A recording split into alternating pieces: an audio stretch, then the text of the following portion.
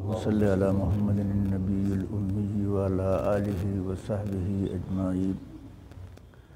الحمدللہ رب العالمین والصلاة والسلام علی اشرف الانبیاء والمرسلین وعلی آلہ واصحابہ اجمعین، اما بعد۔ اعوذ باللہ من الشیطان الرجیم، بسم اللہ الرحمن الرحیم۔ وَإِذْ يَمْكُرُ بِكَ الَّذِينَ كَفَرُوا لِيُثْبِتُوكَ أَوْ يَقْتُلُوكَ أَوْ يُخْرِجُوكَ وَيَمْكُرُونَ وَيَمْكُرُ اللَّهُ وَاللَّهُ خَيْرُ الْمَاكِرِينَ۔ وقال علیہ الصلاة والسلام: ترکت فیکم امرین لن تضلوا ما تمسکتم بہما کتاب اللہ وسنتی او کما قال علیہ الصلاة والسلام۔ حضرات علماء کرام، حاضرین مسجد، بزرگان محترم، اللہ تعالیٰ کی مہربانی، اس کا احسان اور کرم ہے کہ ہم اللہ کے پاک گھر میں اللہ رسول کی بات کہنے سننے کے لیے جمع۔ اللہ تعالیٰ ہم سب کو اس کی قدردانی کی توفیق عطا فرمائے۔ میں آپ کی خدمت میں 2-3 باتیں عرض کروں گا، شرط یہ ہے کہ آپ توجہ اور دھیان کے ساتھ ہماری بات سماعت فرمائیں کہ میں کہنا کیا چاہتا ہوں۔ پہلی بات تو یہ ہے، دارالعلوم دیوبند کی جانب سے اصلاح معاشرہ کمیٹی کا انتخاب عمل میں آیا، اور اس فرصت کے موقع پر اطراف و جوانب کے علاقے اور حلقے میں دارالعلوم دیوبند نے اصلاحی بیانات کا سلسلہ جاری کیا۔ اسی سلسلے کی ایک کڑی آج آپ کے یہاں یہ جو پروگرام اصلاح معاشرہ کے عنوان پر حضرت مولانا حسین صاحب دامت برکاتہم کی زیر سرپرستی منعقد ہو رہا ہے۔ ابھی مولانا نے فرمایا کہ حضرت مولانا حسین صاحب ہمارے علاقے کی بڑی شخصیت۔ مجھے یہ بات عجیب سی لگی، میں اپنی ذوق کے مطابق ایک بات کہتا ہوں۔ حضرت مفتی محمود حسن صاحب رحمۃ اللہ علیہ، جو مفتی اعظم کہلائے، وہ دارالعلوم دیوبند کے صدر مفتی، مظاہر علوم سہارنپور کے صدر مفتی، ایسے مفتی اعظم کا معتمد اور ان کا معتبر حضرت مولانا حسین صاحب دامت برکاتہم، یہ ہمارے علاقے کے لیے نہیں بلکہ ہمارے ملک کے لوگوں کے واسطے اللہ کی طرف سے بہت بڑی دولت اور مالک کی بہت بڑی نعمت ہیں۔ اللہ تعالی ہم سب کو قدر کرنے کی توفیق عطا فرمائے۔ اصلاح معاشرہ، اس کا تعلق دراصل مسلم سماج سے، اور سماج سوسائٹی یہ کسی ذات برادری کا نام نہیں بلکہ مسلمانوں کے آپس میں رہنے سہنے کے اعتبار سے جو احوال واقعات پیش آتے ہیں اسی کو معاشرہ، سماج، سوسائٹی کہا جاتا ہے۔ ہر آدمی کے ذاتی احوال وہ خود اس کے لیے معاشرہ ہے۔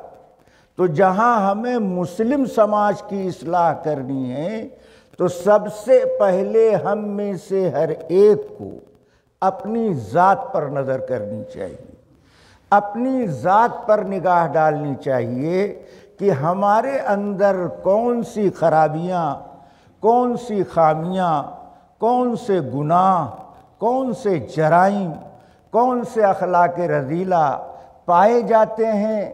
ہم پہلی فرصت میں اپنی کمیوں کو دور کرنے کی کوشش کریں، اور اس کے دور کرنے کا آسان طریقہ یہ ہے مسلمانوں کہ اللہ کے سامنے اپنے جرموں کا اقرار کیا جائے، اپنی غلطی کا اعتراف کیا جائے۔ اللہ کا اعلان عام ہے، اے بندو ہم سے معافی مانگو، ہم معاف کرنے کے لیے تیار۔ ہم کو معافی مانگنے والے بندے اچھے لگتے ہیں، ہم کو رونے والے بندے اچھے لگتے ہیں۔ اگر ہم میں سے ہر آدمی اس کام کو کرنے لگے تو جہاں ہماری اصلاح ہوگی ہمارے گھر والوں کی بھی اصلاح ہو جائے گی۔ اسی طرح یہ پروگرام، یہ نظام آہستہ آہستہ بڑھتا چلا جائے گا۔ مسلم معاشرہ یہ دین و اسلام کی پاکیزہ تعلیم کی تصویر بن کر نظر آئے گا۔ یہ ہے دارالعلوم کی اصلاح معاشرہ کمیٹی کا بنیادی مقصد۔ آج ہم آپ جن حالات سے گزر رہے ہیں، ہمارے اوپر دو طرح کے حالات، ذرا دھیان سے سنیے، ہمارے اوپر دو طرح کے حالات کی ایک قسم وہ ہے کہ دنیا بھر کی اسلام دشمن طاقتیں، لابیاں اس بات کی کوشش میں لگی ہوئی ہیں کہ اسلام کے چراغ کو گل کر دیا جائے، اسلام کی صاف شفاف شبیہ کو داغدار کر دیا جائے، اسلام کے نور کو بجھا دیا جائے۔ وہیں دوسرے طریقے پر خود ہمارے اندر ایسے افراد جنم لیتے رہے ہیں اور جنم لے رہے ہیں جو اسلام قرآن کا نام لے کر اسلام قرآن کی غلط تشریح کر رہے ہیں۔ یہ بھی مسلمانوں کے لیے کسی عظیم فتنے سے کم نہیں۔ اس فتنے کا انسداد، اس کی روک تھام کرنا ہم سب کی دینی، ایمانی، شرعی ذمہ داری۔ اب آپ قرآنی آیت کی روشنی میں اصل دعوے کی دلیل سماعت فرمائیں کہ اسلام کے چراغ کو بے نور کرنا اور اسلام کو دنیا سے ناپید کرنا نہ یہ ہو سکا ہے اور نہ قیامت کی صبح تک یہ ہو سکتا۔ کیوں؟ اللہ اسلام کی تعلیمات کے بھیجنے والے اور حضرت محمد الرسول اللہ صلی اللہ تعالیٰ علیہ وسلم اس پاکیزہ تعلیمات کو دنیا میں برپا کرنے والے۔ اللہ کی قدرت میں فرق نہیں آ سکتا، اور حضرت محمد الرسول اللہ صلی اللہ علیہ وسلم کا نور نبوت اور آپ کے رسالت کا چرچا اس دنیا سے ختم ہونے والا نہیں ہے، تو اسلام کے دنیا سے ناپید ہو جانے کا سوال بھی پیدا نہیں ہوتا۔ اور یہ بات بھی یاد رکھو، اسلام دنیا میں باقی ہے تو مسلمان بھی دنیا میں باقی رہے گا۔ جو اللہ کا نام لینے والا ہوگا اور حضرت محمد الرسول اللہ صلی اللہ علیہ وسلم کے پاکیزہ طریقے پر عمل کرنے والا ہوگا۔ اشارہ اس بات کا ملا، اگر ہم اپنی ذات کی حفاظت چاہتے ہیں تو مسلمانوں مکمل اسلام میں داخل ہو جاؤ، مسلمانوں مکمل اسلامی تعلیمات کا اپنی ذات پر اسلامی تعلیمات کو لاگو کرو۔ تم اسلام کی چہار دیواریوں میں رہو گے، اسلام محفوظ ہے، تم بھی محفوظ ہو جاؤ۔ اسی لیے شیخ الاسلام حضرت مولانا حسین احمد صاحب مدنی رحمۃ اللہ علیہ نے ایک موقع پر تحریر فرمایا کہ آج ہر مسلمان یہ چاہتا ہے کہ اسلام پوری دنیا میں پھیل جائے، ساری دنیا میں اسلام کا بول بالا ہو جائے۔ اس کا آسان طریقہ یہ ہے کہ سب سے پہلے ہر مسلمان اسلام کی تعلیمات کو اپنی ذات پر لاگو کرے، ہر مسلمان اسلام کے سانچے میں ڈھل جائے۔ فائدہ اس کا یہ ہوگا جیسے اسلام محفوظ ہے تم بھی محفوظ ہو جاؤ، اور اگر تم اپنا نام مسلمانوں جیسا رکھو گے اور اسلامی تعلیمات پر عمل نہیں کرو گے تو تم کسی قیمت پر محفوظ نہیں رہ سکتے۔ تمہاری حفاظت کی ضمانت اس بات میں ہے کہ تم اسلام میں مکمل داخل ہو جاؤ۔ اللہ تبارک و تعالیٰ اس دین کی حفاظت کرنے والا ہے، جو اس دین پر عمل کرے گا اللہ اس کی بھی حفاظت کرے گا۔ اللہ تبارک و تعالیٰ نے قرآن کی اس آیت میں حضرت محمد الرسول اللہ صلی اللہ علیہ وسلم سے متعلق ایک واقعہ ذکر فرمایا ہے، جب اللہ کے نبی مکۃ المکرمہ میں اللہ کے ایک ہونے کا اعلان کرنے لگے تو نبی کے گھر والے اور گھرانے والے مخالف ہو گئے، حتیٰ کہ نبی کے پاس آ کر کے بولے دیکھو تم سب کام کرو مگر ایک اللہ کا نہ نام لو نہ ایک اللہ کی بات کرو، اس سے ہمارے آبا اجداد کا طریقہ بھسم ہوتا جا رہا، لہذا آپ یہ کام چھوڑ دیں۔ اور سنو، اگر تم کسی لالچ فائدے کے پیش نظر یہ کام کر رہے ہو تو ہمارا دل اتنا بڑا ہے اور ہاتھ ہمارا اتنا کھلا ہے کہ ہم تمہارے سامنے دولت کی ڈھیر لگانے کے لیے تیار، اور اگر خواہش نفس کی بنیاد پر یہ کام کر رہے ہو تو مکہ کی حسین لڑکی تمہیں دینے کے لیے تیار، اور اگر اقتدار کی ہوس میں یہ کام کر رہے ہو تو ہم تمہیں آقا بنانے کے لیے تیار، ہم رعایا بننے کے لیے بھی تیار۔ حضرت محمد الرسول اللہ صلی اللہ علیہ وسلم نے ان کی ان تین تجویزوں کو سننے کے بعد دو ٹوک جواب دیا۔ آپ نے فرمایا لوگو، مکہ والو، اگر تم ہمارے ایک ہاتھ میں سورج اور دوسرے ہاتھ میں چاند لا کر رکھ دو تب بھی میں اس کام سے رکنے والا نہیں۔ ایک ہاتھ میں سورج اور دوسرے ہاتھ میں چاند لا کر رکھ دو تب بھی میں اس کام سے رکنے والا نہیں۔ یہ بات آپ نے سنی ہوگی، لیکن آگے جو بات میں کہنے جا رہا ہوں یہ کم لوگوں نے سنا ہوگا، ذرا دھیان دے آپ میں کہنا کیا چاہتا ہوں۔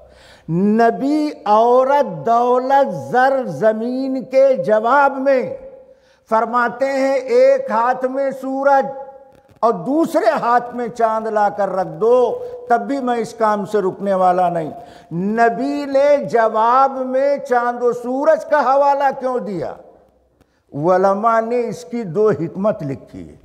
نبی کے اس جواب میں پہلی حکمت یہ پائی جاتی ہے کہ سورج کا نوچنا اور چاند کا توڑنا یہ انسانوں کے بس کی بات نہیں۔ سورج کا نوچنا اور چاند کا توڑنا یہ انسانوں کے بس کی بات نہیں۔ جس طرح یہ کام تمہارے بس کی بات نہیں ہے، اسی طرح محمد الرسول اللہ صلی اللہ علیہ وسلم کو اس کام سے روکنا تمہارے بس کی بات نہیں۔ اس لیے نبی نے جواب میں چاند و سورج کا تذکرہ فرمایا، اور نبی کے اس جواب میں دوسری حکمت یہ پائی جاتی کہ دولت سے دولت کو بڑھایا جا سکتا، عہدہ سے عہدے پر قبضہ کیا جا سکتا، مگر چاند و سورج کی قیمت ادا کرنا یہ انسانوں کے بس کی بات نہیں۔ جس طرح چاند و سورج کی قیمت ادا کرنا یہ انسانوں کی بس کی بات نہیں، اسی طرح جو لوگ اللہ کے کلام کی اور اللہ کے دین کی خدمت کر رہے ہیں ان کی محنت کی اجرت دینا یہ انسانوں کے بس کی بات نہیں ہے۔ اللہ تبارک و تعالی ہی اپنی شایان شان انہیں بدلہ عطا فرمائے گا۔ نبی کا دو ٹوک جواب سن کر وہ سارے کے سارے سکتے میں پڑ گئے کہ یہ تو کسی دباؤ میں آنے والے نہیں۔ تو وہ جتنے ابو جہل، ابو لہب، عتبہ، شیبہ، نضر بن حارث جتنے مکہ کے رئیس تھے، چودھری تھے، وہ سارے کے سارے دار الندوہ میں جمع ہوئے۔ یہ دار الندوہ حرم کے قریب ایک گھر تھا جس میں نبی کے دشمن جمع ہو کر نبی کے خلاف پلان بناتے تھے۔ یہ دار الندوہ سے لکھنؤ کا ندوۃ العلماء مدرسہ آپ نہ سمجھیے گا۔ ندوۃ العلماء مدرسہ یہ ہمارے اکابر و اسلاف کا مدرسہ ہے، وہاں بھی کتاب و سنت کی تعلیم دی جاتی، ان کا بھی مسلک وہی ہے جو دارالعلوم دیوبند و مظاہرالعلوم سہارنپور کا مسلک ہے۔ اگر کوئی اس سے کنارہ کشی اختیار کرتا ہے تو ندوہ ادارے کا اس سے لینا دینا نہیں ہے، ندوہ ادارے نے ان سے اپنی برات کا اظہار کر دیا ہے۔ اس دار الندوہ میں یہ سارے سرغنہ جمع ہوئے، دروازہ بند ہونے لگا۔ بند کمرے میں ایک اجنبی آدمی داخل ہوا تو ابو جہل نے آنے والے سے پوچھا بتاؤ تم کون ہو؟ تو آنے والے نے جواب دیا میں نجد کا شیخ ہوں۔ تو ابو جہل نے کہا صاف کلیئر جواب دو، گول مول گابھن بات مت کرو۔ کیوں؟ جیسے آج کل کچھ نام نہاد قسم کے مولوی ہیں، ان سے جب کوئی شرعی مسئلہ معلوم کرو تو وہ اگر مگر سے بات کرتے ہیں۔ یاد رکھو دارالعلوم دیوبند اور اس سے مربوط تمام مدارس کے علماء اور فضلاء پوری دنیا میں اپنی شان، اپنی یہ پہچان رکھتے ہیں کہ وہ کھلم کھلا حلال کو حلال کہتے ہیں، حرام کو حرام کہتے ہیں، نہ کسی کے دباؤ میں بولتے ہیں اور نہ کسی کے دباؤ میں کوئی فتویٰ لکھتے ہیں۔ یہ اہل حق کی پہچان ہوا کرتی ہے۔ تو ابو جہل نے کہا صاف کلیئر بات کرو، اپنا صحیح تعارف کراؤ۔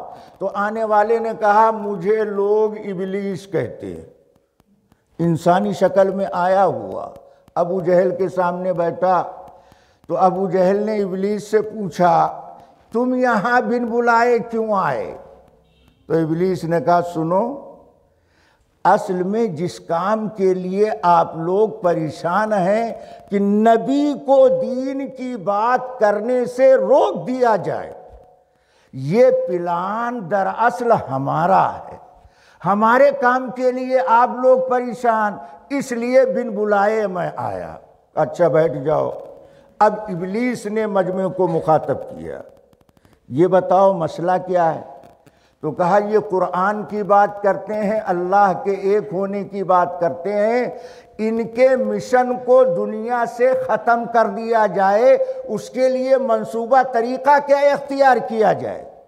تو ہاؤس میں سے ایک صاحب بولے ہماری رائے یہ ہے کہ محمد صلی اللہ علیہ وسلم ان کے ہاتھ میں ہتھکڑی، پیر میں بیڑی ڈال کر کمرے میں لاک کر دیا جائے، یہ مرا جائیں گے، ان کا ذکر دنیا سے ختم ہو جائے گا۔ تو وہاں ابلیس بیٹھا ہے۔ مسلمانوں، نوجوانوں میری بات دھیان سے سنو، میں کیا کہہ رہا ہوں۔ ابلیس نے کیا کہا؟ تم محمد کے ہاتھ میں ہتھکڑی، پاؤں میں بیڑی، کمرے میں لاک کرنے کی بات کرتے ہو؟ تمہیں معلوم نہیں ہے ان کے ساتھ ابو بکر و عمر رہتے ہیں، عثمان و علی رہتے ہیں، طلحہ زبیر رہتے ہیں، سعد سعید رہتے ہیں، ابو عبیدہ رہتے ہیں۔ یہ وہ جیالے ہیں، متوالے ہیں، مستانے ہیں جو بند کمرے کی اینٹ سے اینٹ بجا ڈالیں گے اور محمد کے ہاتھ کی ہتھکڑی اور پیر کی بیڑی کو توڑ ڈالیں گے۔ ان وفاداروں، جانثاروں کے رہتے ہوئے تم کبھی اپنے پلان میں کامیاب نہیں ہو سکتے۔ یہاں ایک بات بطور حاشیہ میں عرض کرتا ہوں، ابلیس کا خیال صحابہ کرام کی وفاداری، جانثاری پر یہ انداز ہے اور یہ طریقہ اظہار ہے۔ اب اگر کسی کو صحابہ کے ایمان میں خلوص نظر نہ آئے اور ان کی دل کی دنیا میں تقوی نظر نہ آئے تو اسے اپنے باطنی روگ کا علاج کرنا چاہیے۔ صحابہ کرام امت کے لیے قبلہ نما کی حیثیت رکھتے ہیں۔ جس طرح نمازی کا رخ اگر قبلہ سے ہٹ جائے تو اس کی نماز سالم نہیں رہ سکتی ہے، اگر مسلمین کی جماعت کا رابطہ جماعت صحابہ سے ختم ہو جائے تو ان کا اسلام باقی نہیں رہ سکتا۔ ہاں اس میں دوسرا بولا، ایک دوسری رائے ہماری، کہا ایسا کرو ان کو مکہ سے نکال باہر کر دو کہ اگر تمہیں مکہ میں رہنا ہے تو یہ سب کام نہیں کرنا ہے۔ آپ بھی سنتے ہیں، پریشان نہ ہو، قرآن پڑھو، قرآن اور قرآن کی ارشادات پر دھیان دو تو ہر سوال کا جواب ملے گا، ہر مسئلے کا علاج ملے گا۔ کہا ان کو کہو کہ اگر مکہ میں رہنا ہے تو قرآن نہیں پڑھنا، قرآن پڑھنا ہے تو مکہ سے نکلنا ضروری۔ تو ابلیس بولا او خر دماغ لوگ، کیا بے سوچے سمجھے رائے دیتے ہو، بے سوچے سمجھے بول پڑتے ہو؟ تم کہہ رہے تو ان کو مکہ سے نکال دو، جہاں چاہیں جائیں۔ آج یہ مکہ کی گلیوں میں قرآن پڑھتے ہیں تو تمہارے جیالے چھپ چھپ کر قرآن سنتے ہیں، تمہارے لوگ چھپ چھپ کر قرآن سنتے ہیں۔ یہ مکہ سے نکل کر پہاڑ پر، جنگل، وادی، دریا کے کنارے جب قرآن کی آیات کے ترانے گائیں گے تو دنیا کی کون سی طاقت ان کو روک پائے گی؟ اس لیے ہماری رائے ہے اس تجویز پر عمل نہ کیا جائے۔ اب تو ہاؤس میں سناٹا مچ گیا کہ یہ عجیب طرح کا نقاد جراح آیا ہوا، جو رائے پیش کی جاتی ہے اس کو کنڈم کر دیتا ہے، جو تجویز پیش کی جاتی ہے اس میں خامی نکال دیتا ہے۔ تو آخر میں میر مجلس ابو جہل سر کھجلا کر بولا ایک رائے ہماری، تو ہاؤس میں سناٹا مچ گیا۔ ابلیس بھی سنبھل گیا کہ اب تو میر مجلس گویا ہوئے، دیکھو یہ کیا گل کھلاتے ہیں۔ تو ابو جہل بولا ہماری رائے یہ ہے کہ چند قبیلے کے نوجوانوں کو جمع کیا جائے، انہیں ہتھیار سے مسلح کر دیا جائے، وہ رات کی تاریکی میں یک لخت ان پر قاتلانہ حملہ کرنے، یہ مر مرا جائیں گے، ان کا کام ختم ہو جائے گا۔ ابلیس بولا ہاں ہاں یہی کام ہونا چاہیے اور بلا تاخیر آج رات یہ کام ہو جانا چاہیے، اسلام کا نام دنیا سے ناپید ہو جائے گا۔ ابھی بند کمرے کا دروازہ نہیں کھلا، ابھی دار الندوہ کا دروازہ نہیں کھلا کہ حضرت جبرائیل اللہ کی دربار سے قرآن کی یہ آیت لے کر کے حضرت محمد الرسول اللہ صلی اللہ علیہ وسلم کے پاس پہنچے، اور اللہ نے ریکارڈ کر کے بند کمرے کی تمام گفتگو سے حضرت محمد الرسول اللہ صلی اللہ علیہ وسلم کو باخبر کر دیا۔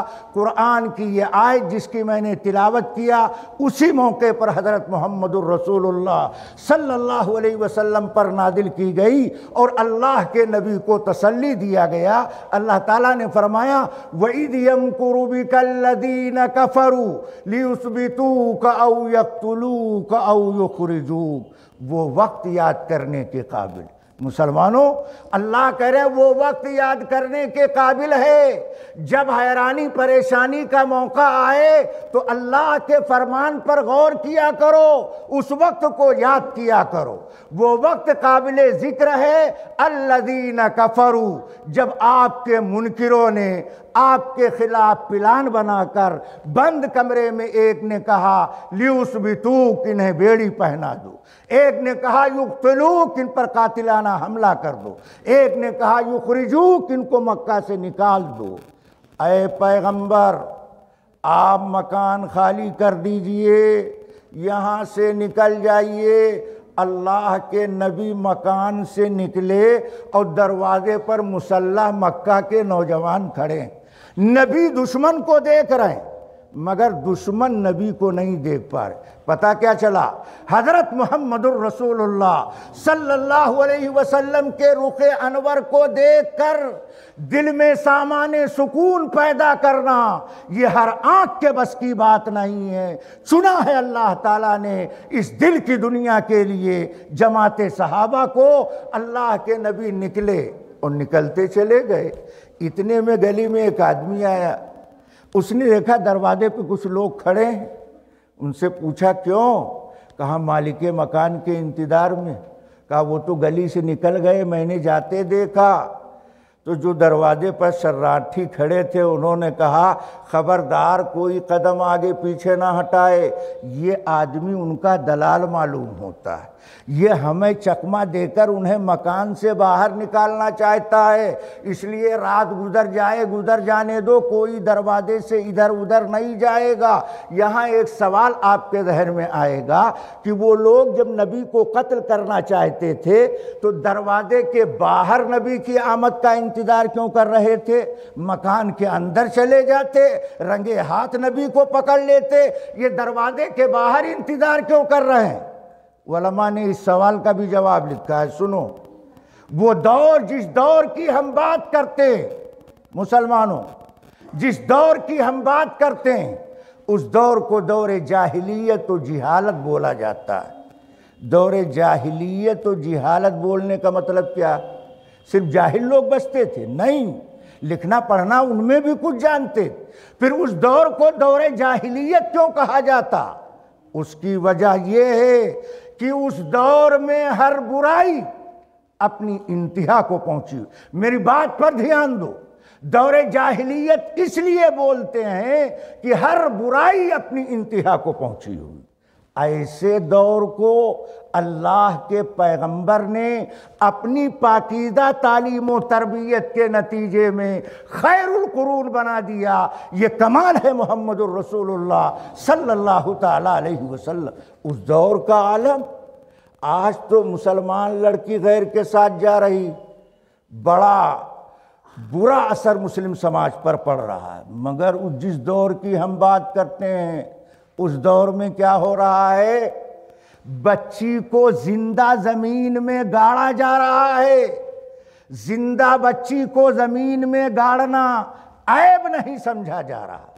لڑکی کے مہر کو باپ اپنا لقمہ تر بنا رہا ہے۔ لڑکی کو ترکہ میں حصہ دینا، مہر دینا، سماج اس بات کو قبول نہیں کر رہا۔ مگر محمد الرسول اللہ صلی اللہ علیہ وسلم کی پاکیزہ تعلیم کا اثر یہ ہوا، وہ گندا ننگا سماج جو انسانیت کے لیے آر تھا، جب نبی نے ان کی تعلیم و تربیت فرمائی تو جو لڑکیوں کو زندہ دفن کرنے والے تھے، سنو مسلمانوں، جو لڑکیوں کو زندہ دفن کرنے والے تھے، وہ لڑکیوں کی پرورش کو عبادت سمجھنے لگے۔ اس طرح اللہ کے نبی نے سماج کو بدلا اور اس سماج کو مثالی سماج بنایا۔ اور جو لڑکیوں کا مہر کھا جایا کرتے تھے، ترکہ نہیں دیتے تھے، وہ لڑکیوں کو وارث بنانے میں فخر محسوس کرنے لگے۔ حضرت محمد الرسول اللہ صلی اللہ علیہ وسلم کا ایسے لوگ دروازے پر انتظار کر رہے ہیں، یہ اندر کیوں نہیں گئے؟ اس دور کو اگرچہ دور جاہلیت کہا جاتا ہے، مگر بعض چیزیں اس دور میں بھی قومی شرافت کی پائی جاتی تھی۔ اس زمانے کے لوگ زنانہ خانے میں مالک مکان کی اجازت کے بغیر داخل نہیں ہوتے تھے۔ اس زمانے کی ہم بات کر رہے ہیں، زنانہ خانے میں مالک مکان کی اجازت کے بغیر داخل نہیں ہوتے تھے، اس لیے دروازے کے باہر انتظار کرتے رہے۔ اللہ کے نبی نکلتے چلے گئے۔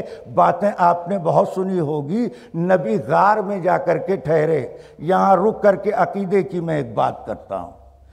نبی کے بستر پر حضرت علی اور نبی کی ران پر غار میں اللہ کے نبی، تمام صحابہ قابل احترام، نبی کے تمام داماد قابل احترام۔ یہ ہمارے ایمان و عقیدے کا مسئلہ، یہ افضل و غیر مفضول کا مسئلہ نہیں ہے، یہ فروعی مسئلہ نہیں ہے، یہ اصولی مسئلہ۔ ایمان و اعتقاد کی بات، ہر بات میں سمجھوتا مصالحت ہو سکتی، مگر ایمان کا سودا نہیں کیا جا سکتا۔ اللہ کے نبی صدیق اکبر کی گود میں اور علی نبی کے بستر پر، اس سے ابو بکر صدیق کے رتبے کا پتہ چلتا ہے۔ پوری دنیا کے مسلمانوں کا اجماعی عقیدہ ہے تمام صحابہ قابل احترام، مگر صدیق اکبر کا رتبہ مرتبہ تمام صحابہ میں سب سے اعلیٰ اور بالا۔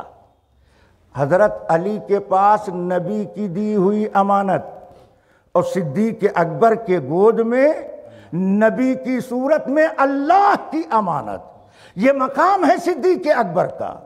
حضرت علی نبی کے بستر پر بے خوف سو رہے ہیں اور صدیق اکبر ہر آن دشمن کے نرغے میں پھنسے ہوئے ہیں، یہ مقام ہے صدیق اکبر کا۔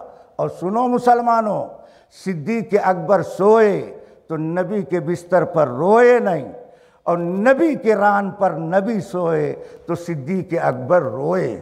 صدیق اکبر روئے جب ابو بکر کی آنکھ سے آنسو کا قطرہ ٹپکا اور نبی کے رخ انور پر پڑا تو اللہ کے نبی کی نگاہ کھلی۔ اس منظر کو تھوڑی دیر کے لیے اپنے ذہن میں بٹھاؤ۔ نبی کی آنکھ کھلی تو غار میں نبی نے تنہا صدیق اکبر کو دیکھا۔ میں اگر یہ بات کہوں کہ نبی نے ابو بکر کو جب تنہا دیکھا ہے تو ابو بکر کے علاوہ کائنات میں کسی کو نہیں دیکھا ہے، یہ خصوصیت صدیق اکبر کو حاصل۔ اور اسی کے ساتھ ابو بکر کی نظر غار میں جب نبی کے رخ انور پر آئے تو ابو بکر نے تنہا پوری کائنات میں حضرت محمد الرسول اللہ صلی اللہ تعالیٰ علیہ وسلم کو دیکھا ہے۔ یہ مقام و رتبہ یوں ہی نہیں ملا، یہ رتبہ بلند ملا جس کو مل گیا، یہ رتبہ بلند ملا جس کو مل گیا۔ ہر مدعی کے واسطے دارو رسن کہاں۔ حضرت محمد الرسول اللہ صلی اللہ علیہ وسلم غار سے نکلے اور راہ مدینہ پہ رواں دواں ہیں۔ ایک بات پیش آئی، توجہ فرمائیں، نبی جب پہاڑی پر چل رہے تھے اور صدیق اکبر آپ کے ساتھ تھے تو ابو جہل کے گماشتے مکہ کی پہاڑیوں پر تیز رفتار گھوڑوں پر سوار نبی اور ابو بکر کا پتہ لگا رہے تھے۔ ایک گھوڑ سوار نبی کی سواری کے بالکل قریب نظر آیا۔ صدیق اکبر بولے، اللہ کے نبی پہاڑ میں غار میں بچے پہاڑ میں پھنسے، غار میں بچے پہاڑ میں پھنسے۔ اللہ کے نبی کی جو ہی نظر پڑی، اللہ کے نبی نے ہاتھ اٹھا دیا، نبی نے ہاتھ پھیلا دیا، اللہ کو یاد کیا۔ اللہ تبارک و تعالی نے اپنی قدرت کا اظہار فرمایا۔ وہ گھوڑے پر سوار سراقہ، ان کے گھوڑے کی ٹانگ زمین میں دھسنے لگی۔ جب گھوڑا گھٹنے برابر اس کے پیر دھس گئے تو سراقہ کا یقین کہنے لگا، سراقہ اب تمہاری باری ہے، تمہارا نمبر ہے، تم کو زمین میں دھسنا۔ سراقہ چیخ اٹھے کہ ہم آپ کی صداقت کا اعتراف کرتے ہیں، آپ کی نبوت پر ایمان لاتے۔ اللہ کے نبی نے اس پس منظر میں سراقہ کو مخاطب کر کے فرمایا، مال کی لالچ میں میرا پتہ لگانے آئے؟ سراقہ سنو، وہ دن آنے والا جب کسریٰ کے کنگن تمہاری کلائی میں ڈالے جائیں گے۔ یہ بات نبی نے پیشین گوئی کے طور پر فرمائی، کسریٰ کے کنگن تمہاری کلائی میں ڈالے جائیں گے۔ سراقہ کہتے ہیں عمر ابن خطاب کی خلافت کا زمانہ، سراقہ سخت بیمار پڑے۔ حضرت عمر کو پتہ چلا سراقہ بیمار، یہ عادت کے لیے سراقہ کے گھر آئے۔ سراقہ لیٹے ہوئے ہیں۔ امیر المومنین عمر بن خطاب بولے، سراقہ اگر کوئی ضرورت ہو بتاؤ، قرضہ ہو سناؤ، بیت المال سے اس کا انتظام کر دیا جائے۔ سراقہ لیٹے تھے، اٹھ کر بیٹھ گئے، کہنے لگے امیر المومنین، دھیان سے سنو مسلمانوں، سراقہ کیا کہہ رہے ہیں؟ آب زر سے لکھنے کی بات بول رہے ہیں۔ کہا امیر المومنین، آپ سمجھتے ہیں اس بیماری میں ہم کو موت آ جائے گی؟ حضرت عمر کے جسم کے رونگٹے کھڑے ہو گئے۔ سراقہ کیا بول رہے ہیں؟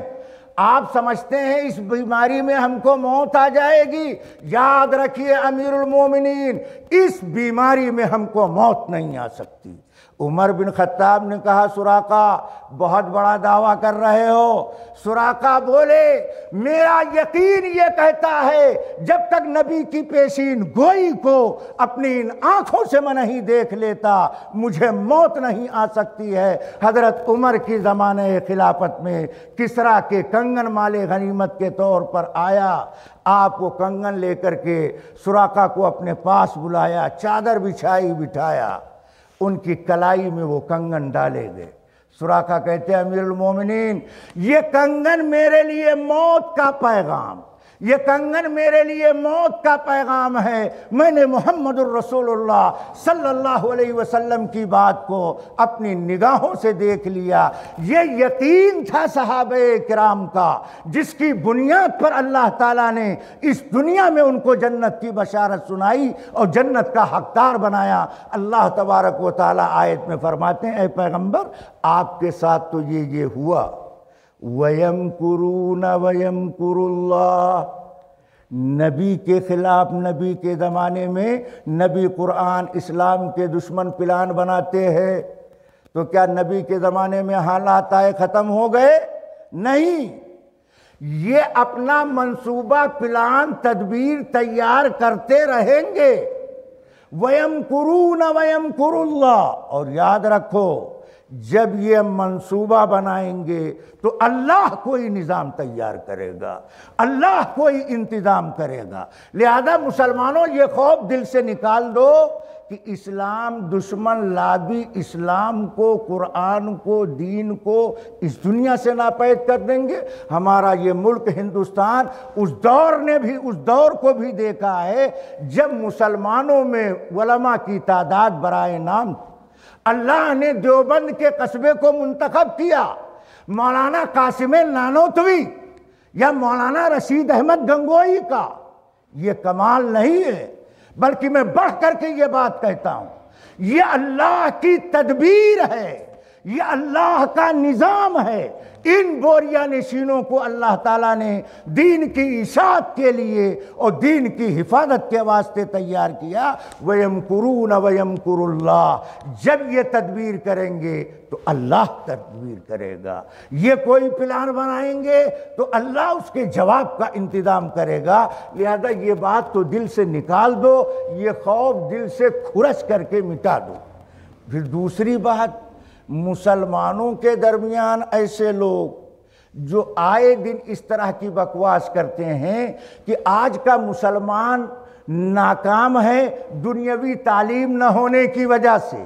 ایسے ایسے بکرات آپ کے سامنے نظر آتے ہیں کہ مسلمانوں کے پاس صاحب دنیاوی تعلیم نہیں ہے، اس لیے آج کا مسلمان ناکام۔ یاد رکھو، مسلمان کبھی دنیا کی کمی سے ناکام ہوا نہ ناکام ہو سکتا۔ صحابہ کرام تو ایک سوئی بھی بنانا نہیں جانتے تھے، مگر 313,000 پر بھاری ہیں۔ مسلمان دنیا کی کمی کی وجہ سے یا دنیاوی تعلیم کی کمی کی وجہ سے ناکام نہیں ہوتا۔ مسلمان ناکام ہوتا ہے اپنی بدعملی کی وجہ سے، اپنی بد اخلاقی کی وجہ سے، اپنی بد کرداری کی وجہ سے۔ مسلمان کی پکڑ ہوتی ہے جب وہ دین سے برگشتہ ہونے لگتا ہے۔ مسلمان پر مصیبت نازل کی جاتی ہے جب وہ دین سے کنارہ کشی اختیار کرنے لگتا ہے۔ یاد رکھو، اللہ کی طرف سے پکڑ دو طرح کی ہے، کبھی تو عذاب اصغر کی صورت میں، مصیبت، بیماری، ہلاکت کی شکل میں۔ اصل عذاب تو عذاب اکبر یوم آخرت میں ہوگا۔ دنیا میں تنبیہ، تنبہ کے لیے اللہ تعالیٰ مصیبت بھیج دیتے ہیں، مشکلات کھڑا کر دیا کرتے ہیں تاکہ ایمان والے بندے ہوش میں آ جائیں۔ پھر یہ مصیبت کبھی مصیبت رہتی ہے اور کبھی رحمت بن جاتی ہے۔ یہ مصیبت کبھی مصیبت رہتی ہے، کبھی رحمت بن جاتی۔ اب اس کا پتہ کیسے چلے کہ یہ مصیبت ہمارے لیے مصیبت ہے یا رحمت؟ اگر پتہ چل جائے گا تو بیماری کا علاج کرنا آسان۔ یہ پتہ کیسے چلے کہ یہ مصیبت ہمارے لیے مصیبت ہے یا رحمت؟ میں آپ کو آسان طریقہ بتاتا ہوں، آپ میں سے ہر آدمی اس کو متعین کر سکتا ہے کہ یہ مصیبت ہمارے لیے دنیاوی عذاب کی صورت میں یا رحمت کی صورت میں۔ علماء نے لکھا ہے، اگر مصیبت آنے کے بعد مسلمانوں کا رجوع اللہ کی طرف بڑھ گیا تو وہ مصیبت ان کے لیے رحمت بن جاتی۔ اگر مصیبت نہ آتی تم اتنی کثرت سے نہ روتے، نہ آنسو بہاتے، نہ کلمہ استغفار کی کثرت کرتے، نہ کثرت درود کا اہتمام کرتے۔ ان حالات نے تمہیں متنبہ کیا اور ان مشکلات نے تمہیں کروٹ بدلنے پر مجبور کیا۔ تمہارا رجوع اللہ کی طرف بڑھ گیا۔ پہلے نماز میں تو آتے تھے، چلے جاتے تھے، مگر اب جماعت سے پہلے اہتمام کے ساتھ مسجد میں آنے لگے۔ یہ مصیبت تمہارے لیے شان رحمت لے کر کے آیا ہے، اب اس کو مصیبت نہ کہو، یہ اللہ کی طرف سے رحمت۔ اور اگر مصیبت آنے کے بعد داڑھی کٹ رہی تھی تو کٹ رہی، کھیتی دوسرے کی کاٹ رہے تھے تو کاٹے جا رہے ہیں، لڑکیاں بے پردہ چل رہی ہیں تو چلی جا رہی ہیں، مسلم نوجوان رات کے 3 بجے تک موبائل پر ٹکا پڑا ہے، نہ صحت کا خیال ہے نہ وقت کا خیال، سارا سسٹم چالو ہے، جو جہاں ہے وہ اپنی جگہ پر جام پڑا ہوا۔ تو یاد رکھو یہ مصیبت تمہارے لیے عذاب کی صورت اختیار کر لے گا، یہ تمہیں خطرہ ہے فنا کے گھاٹ نہ اتار دے۔ بتاؤ مسلمانوں آج یہ ہو رہا ہے کہ نہیں ہو رہا؟ اس بیماری کے علاج کی ضرورت ہے کہ نہیں ہے؟ اگر پولیو کی بیماری پھیل جائے تو پولیو کے خاتمے کے لیے ابھیان چلایا جاتا۔ مسلم سماج کے اندر بدعملی، بد کرداری، بد اخلاقی، بے حیائی، برائی، منکرات پر اصرار جب یہ بڑھتا جا رہا ہے تو اس کے خاتمے کے لیے ابھیان کی ضرورت ہے یا نہیں ہے؟ آپ کو دارالعلوم اس کے اکابر کو دعا دینی چاہیے، ان کے لیے دعائیں کرنی چاہیے کہ انہوں نے ہماری بیماری کی تشخیص کر کے علاج کا طریقہ ہمارے لیے آسان کیا۔ اس کے ذریعے سے ہم اپنی اس روحانی بیماری کا علاج کر سکتے ہیں۔ میں نے بات یہاں سے شروع کیا کہ ہمارے لیے اسلام پر ہمارا پہلے خود عمل ہو، پھر اپنے گھر والوں پر درجہ بدرجہ اس نظام کو آگے بڑھایا جائے۔ قرآن کا یہی مطلوب ہے اور اللہ کی طرف سے یہی مقصود۔ یا ایھا الذین آمنوا قوا انفسکم واہلیکم نارا، ایمان والو اپنے آپ کو بچاؤ۔ ہمیشہ دوسروں کی طرف دیکھتے ہو، دوسروں کی کمیاں خامیاں تلاش کرتے ہو۔ قوا انفسکم، اپنے آپ کو جہنم کی آگ سے بچاؤ، اپنے بیوی بچوں اولاد کو جہنم کی آگ سے بچانے کی کوشش کرو، فکر کرو۔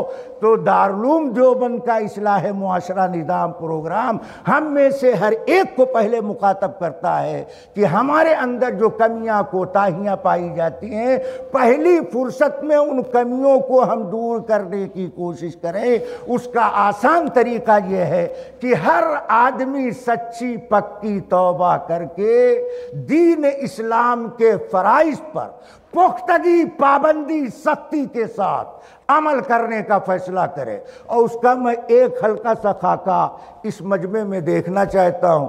میں عصر کے بعد حضرت مولانا کی مجلس میں بیٹھا، میں نے حضرت کے عمل سے اس بات کو محسوس کیا کہ حضرت کو ترک سنت سے بڑی تکلیف پہنچتی ہے، اور ترک واجب سے تو بے چینی پیدا ہو جائے، ترک واجب سے تو بے قراری، پیٹ میں درد بڑھ جائے گا۔ میں نے دیکھا 2-1 نوجوانوں کو حضرت میں چہرے پر ہاتھ لگا کر کے اشارہ کیا، متنبہ کیا، بھائی چہرے پر داڑھی مکمل کر لو، یہ گھسی پٹی چھلی کٹی، اس کا نہ دنیا میں شریعت کی نظر میں اعتبار نہ آخرت میں اجر و ثواب ملنے والا۔ جب ہم داڑھی کو اپنی ذات پر لاگو نہیں کر سکتے، اپنے آپ کو اس کام کے لیے تیار کرتے ہوئے نظر نہ آئیں، تو ہمارے بلبوتے پر جو فیصلہ لیا جائے گا وہ کتنا عملی نتیجہ ظاہر کرے گا۔ اس لیے میں یہ چاہتا ہوں اس مجمع میں جتنے لوگ غیر شرعی داڑھی کے ساتھ موجود ہیں، اللہ کے گھر کا واسطہ دے کر میں گزارش کرتا ہوں آپ ہاتھ اٹھائیں، وعدہ کریں انشاءاللہ ہم شرعی داڑھی رکھنے کا اہتمام کریں گے۔ کون کون تیار ہے؟ ذرا ہاتھ اٹھاؤ، ہاتھ اٹھاؤ جن کے چہرے پر داڑھی نہیں، ان سے میں کہہ رہا ہوں، داڑھی والوں سے نہیں۔ ماشاءاللہ 2 3 4 5 6 7 8 9 10 11 12، اچھا تو کافی لوگ ہیں۔ تو اس کا مطلب مجمع میں داڑھی نہ رکھنے والوں کی بھی بڑی تعداد، داڑھی نہ رکھنے والوں کی بڑی تعداد. ارے اللہ کے بندے، مسجد میں آئے، شکل تمہاری نبی کے شکل سے نہیں ملتی. اللہ اکبر. تم قعدے میں بیٹھ کر درود شریف پڑھتے ہو، اللہ کے پیغمبر کے دل پہ کیا گزر رہی؟ ہمارا امتی ہماری طرح شکل بنانے کے لیے تیار نہیں، اور اس کی زبان پر درود کے کلمات نبی کے قلب و جگر کو اچھے نہیں لگتے. نبی کو وہ چہرہ اچھا نہیں لگتا، وہ زبان اچھی نہیں لگتی جو عملی دنیا میں بری تصویر پیش کر رہی ہو. میں ان تمام لوگوں سے جنہوں نے اس وقت ہاتھ اٹھا کر کے حضرت کی موجودگی میں وعدہ کیا، آپ کے ذمے 2 کام کرتا ہوں. میں ملک بھر میں گھومتا ہوں، آپ جیسے لوگ ہمیں ملتے رہتے ہیں. میں نے مدراس میں جمعہ میں بیان کرتے ہوئے نوجوانوں کی تشخیص کے ساتھ اعلان کیا کہ نوجوان وعدہ کریں کہ ہم شرعی داڑھی رکھیں گے. 10 نوجوانوں نے مسجد میں ہاتھ اٹھا کر کے وعدہ کیا. میں اللہ کے گھر میں حضرت کی موجودگی میں یہ بات کہتا ہوں، جب دوسرے سال رمضان میں تفسیر بیان کرنے کے لیے وہاں گیا تو ان نوجوانوں میں سے 3 اسٹیشن پر جب ملنے آئے تو میں ان کی شکل دیکھ کر پہچان نہیں پایا. میں سمجھا کوئی مولوی صاحب ہیں. اس نے محسوس کر لیا کہ مولانا ہم کو پہچان نہیں پائے، تو اس نے کہا میں نصر ہوں، میں نصر ہوں. دوسرا بولا میں نثار ہوں. میں دیکھ کر کے ان پر نثار ہو گیا کہ اللہ اکبر. دنیا میں شکل بدل لینے سے جب پہچانے نہیں جاتے ہیں تو شکل بگاڑ دینے سے آخرت میں وہ کیسے پہچانے جائیں گے؟ آخرت میں نبی ان کو کس طرح پہچانیں گے؟ اس لیے مسلمانوں، ہمیں ذاتی کمی کا احساس، اور حضرت محمد الرسول اللہ صلی اللہ تعالیٰ علیہ وسلم فرماتے ہیں ترکت فیکم امرین لن تضلوا ما تمسکتم بہما کتاب اللہ و سنتی. دیکھو نبی دنیا میں گئے، دنیا سے تشریف لے گئے تو جاتے جاتے آپ نے فرمایا کہ 2 امانت تمہارے حوالے کر کے جاتا ہوں. ایک اللہ کی کتاب، دوسرے میری سنت، میرا طریقہ. نبی نے یہ نہیں کہا میری حدیث، حدیث اور ہے سنت اور ہے. اور یہ بھی جان لو آج کل دھوکہ کس طرح دیا جاتا ہے. شریعت میں کوئی چیز ثابت ہے مثلا حدیث کی کتاب میں، تو آپ کے سامنے دین بیدار آئے گا، کہے گا دیکھو بخاری میں یہ بات ثابت ہے. تو یاد رکھو مسئلے پر عمل کرنے کے لیے ثبوت کافی نہیں ہوتا. میری بات پر دھیان دو. مسئلے پر عمل کرنے کے لیے ثبوت کافی نہیں ہوتا. مسئلے پر عمل کے واسطے ثبوت نہیں، نبی کی سنت چاہیے. ثابت ہونا اور بات ہے اور اس چیز کا سنت ہونا اور بات ہے. میں 2 مثال دیتا ہوں. اللہ کے نبی نے ایک موقع پر کھڑے ہو کر پیشاب فرمایا. بخاری شریف میں حدیث موجود ہے. تو کھڑے ہو کر پیشاب کرنا ثابت تو ہے مگر سنت نہیں ہے. بخاری میں آ جانے کی وجہ سے اس کا ثبوت تو ملا، اگر کوئی معذور شرعی ہے تو اس پر عمل کر سکتا ہے، مگر نبی کی پاکیزہ سنت پوری دنیا کے لیے صبح قیامت تک کے واسطے بیٹھ کر کے پیشاب کرنا ہے. کسی چیز کا ثابت ہونا اور ہے اور کسی چیز کا سنت ہونا اور ہے. ہم اپنے آپ کو اہل سنت کہتے ہیں، ہم اپنے آپ کو اہل ثبوت نہیں کہتے. اس لیے ایسے لوگوں کی گمراہی میں مبتلا نہیں ہونا. دوسری مثال بخاری شریف میں واقعہ موجود. اللہ کے نبی نماز پڑھ رہے ہیں، نفل نماز. آپ کی نواسی امامہ آئی، کندھے پر سوار ہو گئی.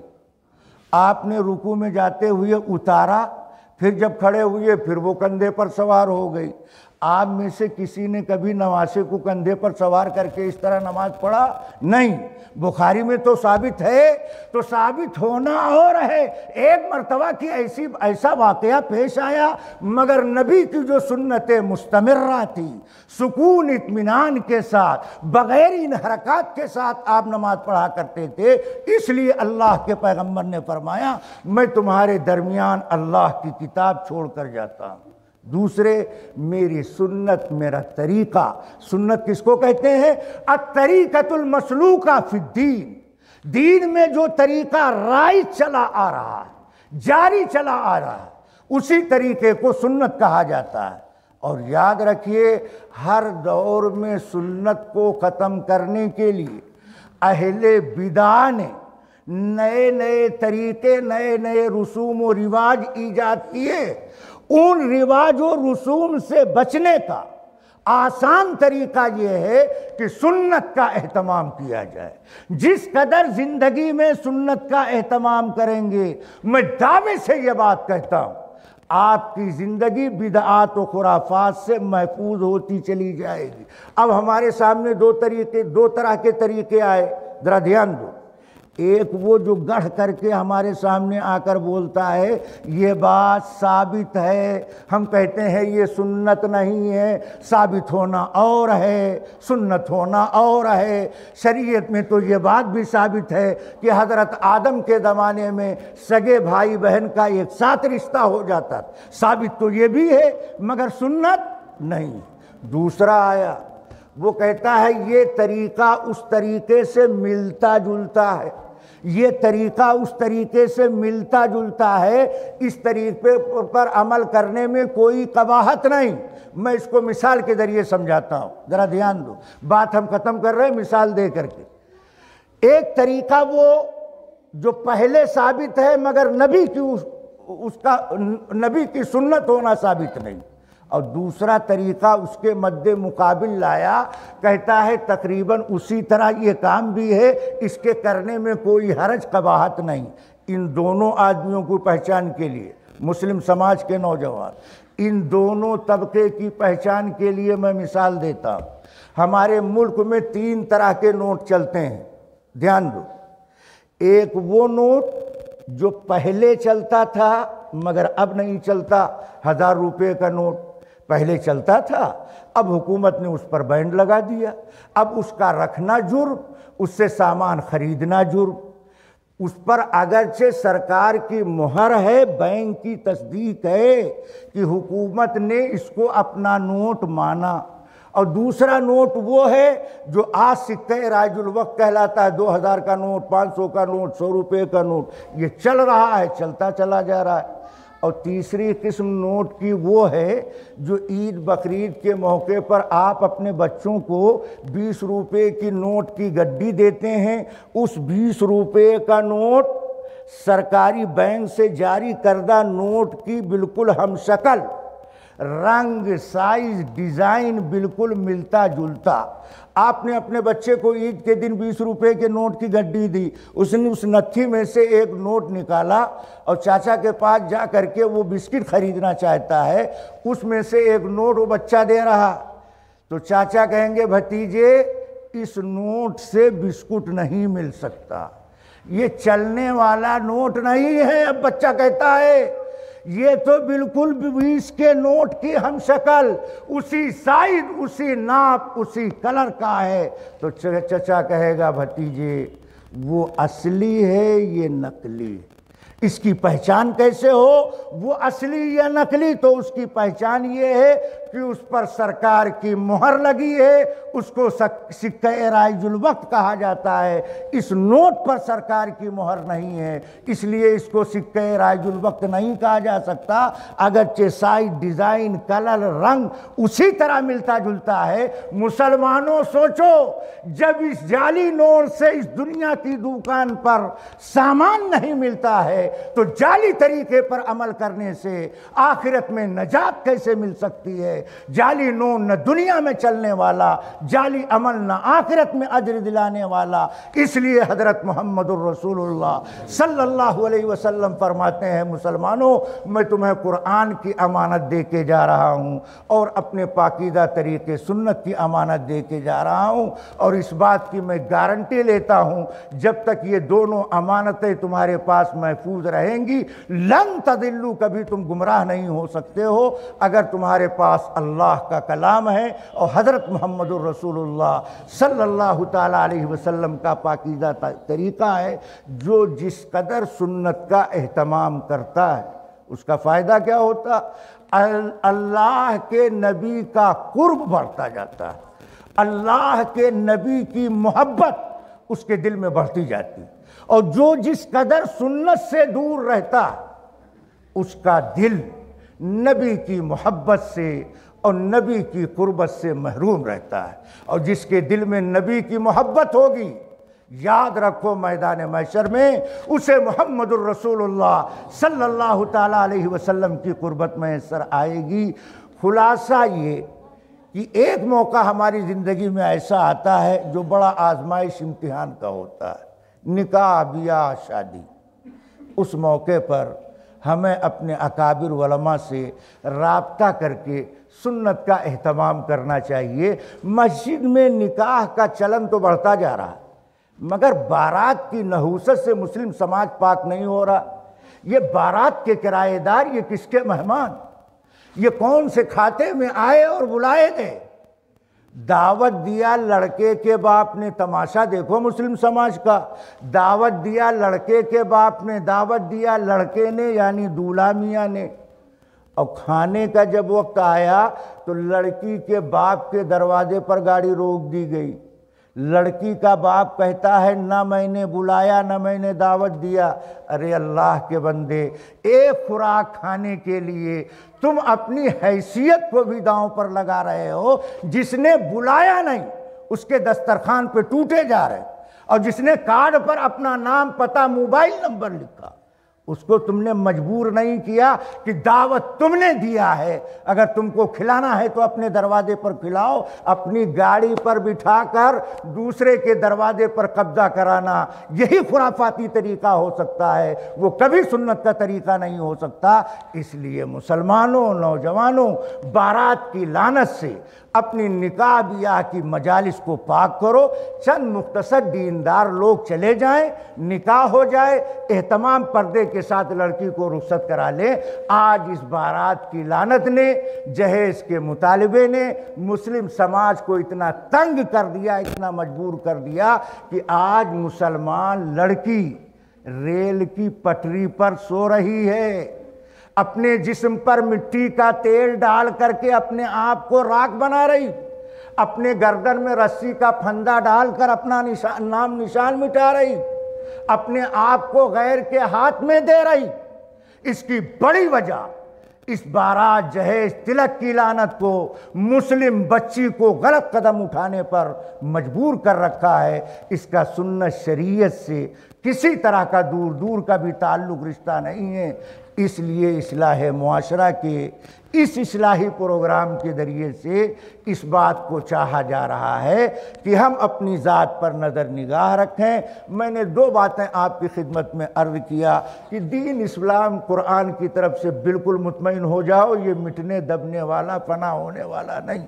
جب یہ رہے گا تو اللہ کے نام لینے والے بھی رہیں گے، اللہ اس کی حفاظت کرے گا تو ان کے ماننے والوں کو بھی اللہ حفاظت کرے گا۔ اب مسئلہ ہے ہماری غفلت، سستی دور ہونی چاہیے۔ ہم اپنی ذات کو پہلے مخاطب بنائیں، جس کے لیے میں نے اشارہ کیا، جن بھائیوں نے اس مجمع میں ہاتھ اٹھا کر کے وعدہ کیا ہے ان کو میں دوبارہ یاد دہانی کراتا ہوں۔ اس سنت پر آپ کو قائم دائم رہنا ہے، اس واجب کے بجا لانے کا اہتمام کرنا ہے، اور اس کی تصدیق کی آسان صورت یہ ہے کہ 1 مہینہ گزر جانے کے بعد آپ سب لوگ وقت نکال کر حضرت مولانا حسین صاحب دامت برکاتہم کی مجلس میں تشریف لے جائیں اور حضرت کو بتائیں کہ آپ کی موجودگی میں نے وعدہ کیا، ہماری داڑھی بڑھ رہی ہے، میں سنت و شریعت کے حکم کے مطابق اہتمام کے ساتھ داڑھی رکھنے کا فیصلہ کر چکا ہوں۔ انشاءاللہ ایسا کریں گے؟ کون کون کرے گا؟ ذرا ہاتھ اٹھاؤ، کون کون کرے گا؟ ماشاءاللہ، آپ لوگوں نے اگر عمل کر لیا تو میں سمجھتا ہوں اس سردی کے موسم میں آپ کے پاس آنا، آپ سے ملنا، یہ کسی حد تک کامیاب نظر آئے گا۔ اور دوسری بات کی طرف جو میں نے اجمالاً اشارہ کیا کہ ہم سب اپنے آپ کو مخاطب بناتے ہوئے سنتوں پر عمل کرنے کا اہتمام کریں، خاص طور پر خوشی کے موقع پر، شادی بیاہ کے موقع پر سنتوں کے اہتمام کی کوشش کی جائے۔ رسوم و رواج کی جو چیزیں ہماری سماج میں داخل ہو رہی اس سے اجتناب کرنے کی کوشش کی جائے۔ اللہ تعالیٰ ان منتشر گزارشات پر مجھے بھی عمل کرنے کی، سب کو عمل کرنے کی توفیق عطا فرمائے۔ وما علینا الا البلاغ۔ الحمد للہ رب العالمین۔ اللهم صل على سيدنا محمد وعلى آل سيدنا محمد وبارك وسلم. يا الله يا رحمن يا رحيم يا أرحم الراحمين يا ذا الجلال والإكرام يا حي يا قيوم برحمتك نستغيث. اللهم إنا نسألك من خير ما سألك منه النبي سيدنا محمد صلى الله عليه وسلم، ونعوذ بك من شر ما استعاذك منه النبي سيدنا محمد صلى الله عليه وسلم. أنت المستعان والبلاغ، لا حول ولا قوة إلا بالله العلي العظيم. اللهم إنا نسألك رضاك والعفو والعافية والمعافاة الدائمة في الدين والدنيا والآخرة. ربنا آتنا في الدنيا حسنة وما في الآخرة حسنة وقنا عذاب النار. اے پاک پروردگار، ہم سب کے سب گناہوں کو معاف فرما. مولا اپنی رحمت سے تقوی پرہیزگاری نصیب فرما، سنتوں سے محبت عطا فرما، تلاوت میں حلاوت نصیب فرما، ہر گھر میں تعلیم و تربیت کا بہترین انتظام فرما. اے اللہ ہماری ان تمام مدارس کو آباد فرما، مساجد کو آباد فرما، خانقاہ و مراکز کو آباد فرما. ہر مسلمان کی ہر جگہ ہر اعتبار سے حفاظت فرما، خاص طور سے دارالعلوم مظاہر کی حفاظت فرما. یا اللہ اپنی رحمت سے اسلام، اہل اسلام کی حفاظت فرما، مذہب اسلام، شہر اسلام کی حفاظت فرما. یا اللہ حرمین شریفین ممالک اسلام کی حفاظت فرما. جتنے بھی دعا کے لیے کہتے ہیں، لکھتے ہیں، متوقع ہیں، آتے جاتے رہتے ہیں، اللہ کسی کو بھی محروم نہ فرما.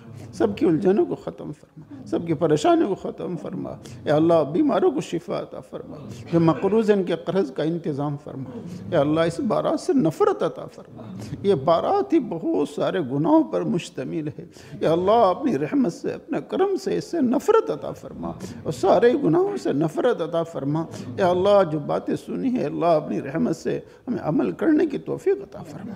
یا اللہ اپنی رحمت سے ہمارے معاشرے کو صحیح فرما دے. یا اللہ عقائد حق کا نصیب فرما، اعمال صالحہ کی توفیق عطا فرما، حسن اخلاق کی دولت سے مالا مال فرما، حسن معاشرت، حسن معاملات کی دولت سے مالا مال فرما. یا اللہ بے نمازی کو ہدایت عطا فرما. یا اللہ ان نشے کے کام کرنے والوں کو ہدایت عطا فرما، سٹہ اور جوا کے کام کرنے والوں کو ہدایت عطا فرما، جو بغیر نکاح کے نیک جوڑے عطا فرما.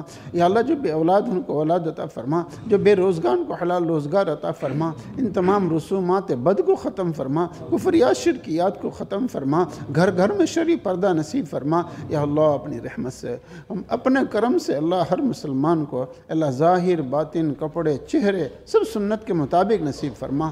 خوشی اور غمی کو سنت کے مطابق منانے میں اللہ ہماری مدد فرما. یا اللہ اپنی رحمت سے، اپنے کرم سے، اپنے مقبول بندوں کے طفیل سب دعاؤں کو عبادات کو قبول فرما. صلی اللہ تعالی علی خیر خلق محمد و آلہ و صحبہ اجمعین برحمتک یا رحمت.